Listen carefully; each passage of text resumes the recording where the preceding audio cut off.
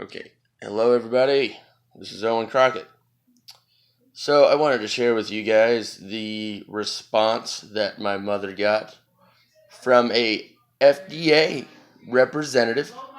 Mind my voice, I am a little under the weather, so I'll try to vocalize the best I can.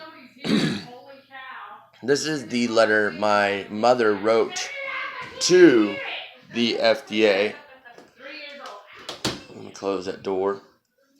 Okay, so she said, let's talk about the real issue at hand, money. The FDA and the big pharmaceutical companies aren't getting a cut on the profits here. They're not happy about it because if it was really about side effects, potential dangers, and addiction, Suboxone, Subutex, and Methadone would not be legal. These three are essentially opiates in part, highly addictive, and very lethal if taken incorrectly. How many people have died from these three? My sister, a 19-year heroin addict, was treated with methadone for years, and let me tell you, the nod and the high she experienced looked exactly the same as heroin. But it was perfectly legal cause the right people perfectly legal because the right people were making money off of her.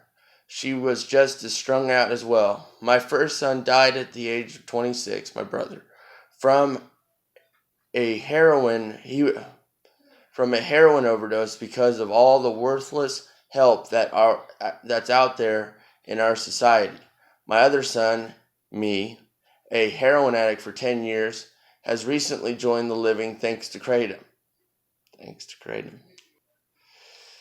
He does not get high.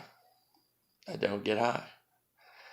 He is working. He is attentive, loving father. He is no longer in need of antidepressants fed to him like candy by the psychiatric professionals. He just quit smoking cigarettes after 15 years with no ill side effects. 7 days without a cigarette. What? He is an absolute joy to be around now. And you want to rob him of this? Why? I myself have recently discovered the miracle of kratom use as well. For the last 10 years, I have suffered with chronic insomnia, bursitis, arthritis, RLS, and bipolar disorder. My doctors have tried everything in the book. I have been prescribed and got addicted to benzos, hypnotics, and muscle relaxers. Each had their own nightmare withdrawal. Finally, I begged my doctor to fix the problems and quit medicating them. Problems intensified following menopause. My current doctor told me, frankly, unfortunately, some problems just can't be fixed, and most you just have to learn to live with them. I was told about kratom a few years ago, but assumed it would get me high, so I never gave it a second thought. But my condition went from bad to worse, so I decided to give it a shot. I did not get high on it, and when I went to bed the first night, I just laid there, relaxed, no crawling skin, no feeling like kicking off my blankets and pajamas from RLS, and I just fell asleep. I woke up the next morning on time, no grogginess, and went to work. Now, that may not seem like a big deal to most, but when you've laid awake and can't lay still long enough to sleep every night for 10 years, let me tell you, it's a very big deal. My friends tell me how different I look, how I seem so refreshed. Now, I cry when I tell my story because there is no hope for my condition a short time ago, and now there's an absolute possibility of it being taken away from me. I am not alone in the story I share. There are many of us.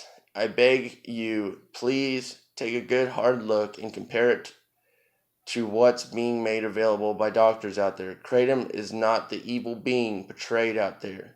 It is saving addicts by the thousands. Our government claims to be waging war on opiate addiction. Prove it. And for the rest of us with chronic ailments, show us something less harmful that works.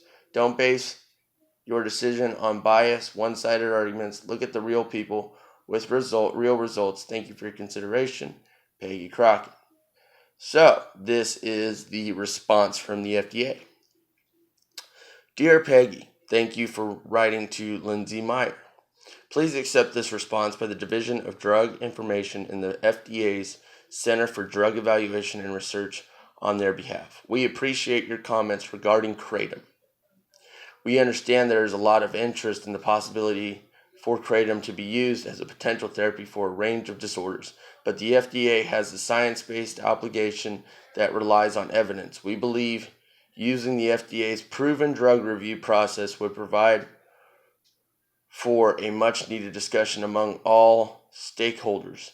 The FDA has a well-developed process for evaluating botanical drug products where parties seek to make therapeutic claims and is committed to facilitating development of botanical products that can help improve people's health. We have issued guidance on the proper development of botanical drug products.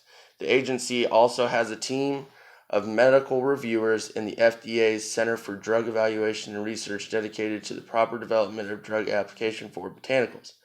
While we remain open to the potential medicinal uses of Kratom, those uses must be backed by sound evidence and weighed appropriately against the potential for abuse.